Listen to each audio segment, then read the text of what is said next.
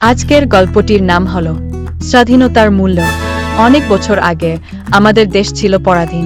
Oh my god. বিদেশি শাসকরা আমাদের ওপর অত্যাচার করত।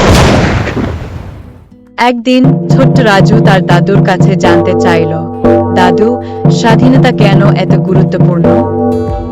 দাদু তাকে বললেন, স্বাধীনতা মানে নিজের ইচ্ছায় বাঁচার অধিকার।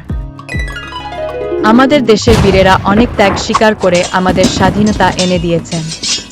রাজু আরও জানতে চাইল, কিন্তু দাদু, এখন তো আমরা স্বাধীন, তাহলে এখন কি করব?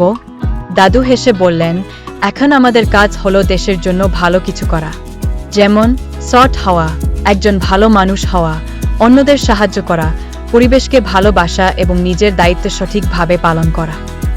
রাজু দাদুর কথা মনে রাখল। সে বুঝতে পারল, স্বাধীনতা শুধু উপহার নয়, এটি আমাদের দায়িত্ব। দেশকে ভালোবাসা মানে তার উন্নতির জন্য কাজ করা।